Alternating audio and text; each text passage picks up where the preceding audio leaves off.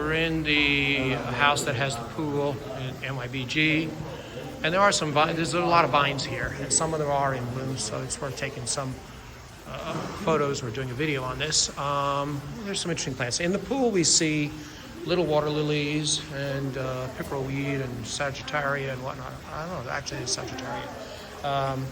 And these have some amaryllis for decoration and planters.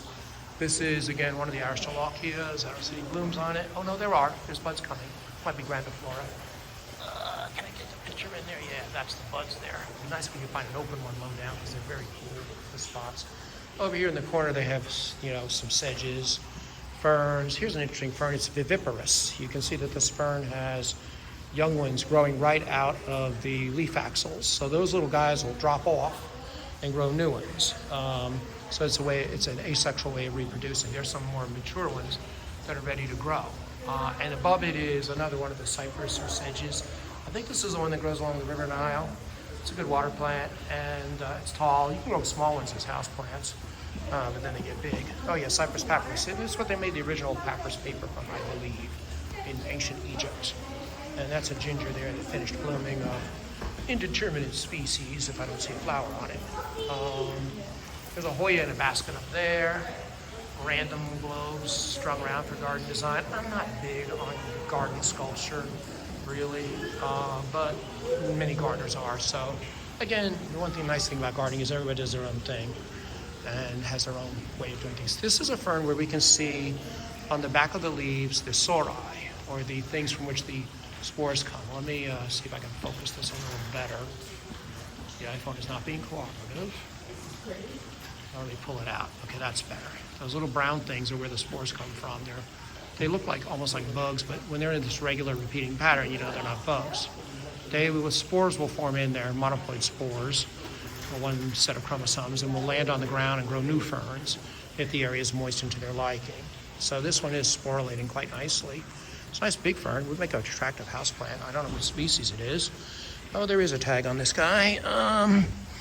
It is the giant leather fern, Acrosticum danifolium, from tropical America. Not a bad looking plant. Almost looks like a tree fern. I see a little cortex there that looks like the beginnings of a tree fern.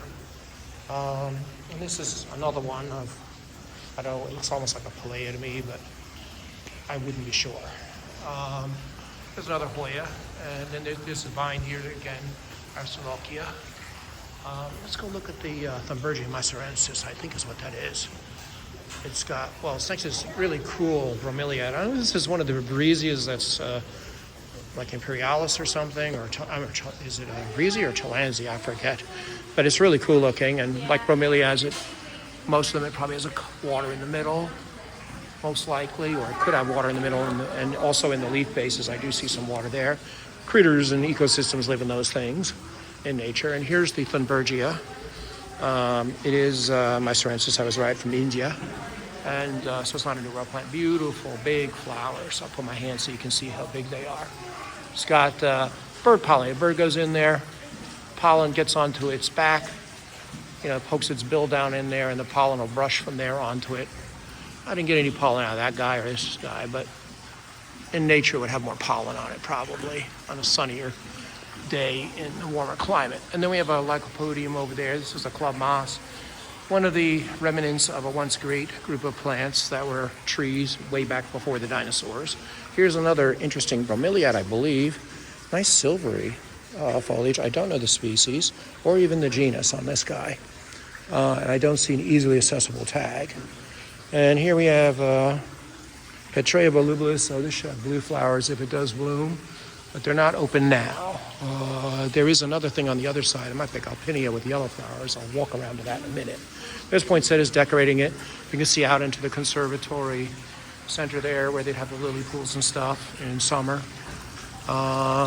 We have here another vine. This is the jade vine. It's a pity this isn't blooming because this is spectacular. I think this is it. Yeah, Strongylodium.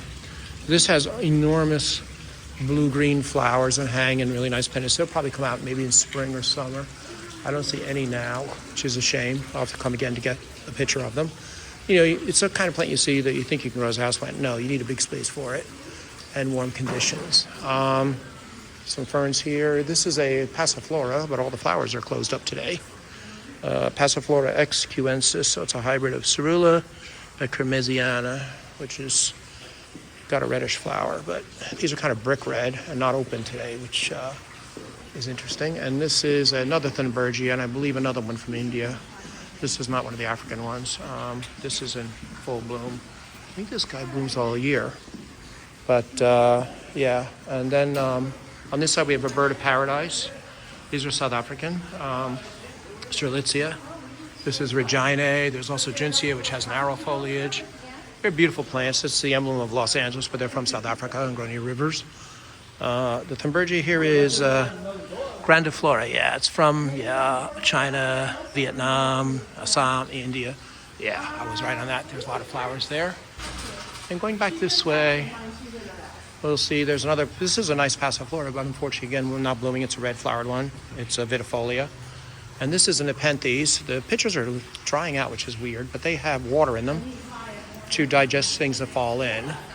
But they're not, they often like special conditions to grow. They're vining things from the tropics and subtropics. And over there, the yellow flower thing, I think is Malfigia or Grahamia or something like that. Up there, you can see some yellow flowers. It's hard, it is humid in here, which makes things hard to photograph. It's Tristillaria Australia. Oh, it's from Australia in the Malfigiaceae. Okay, so yeah, you can see some other hanging random plants here, structures, fountains, and whatnot.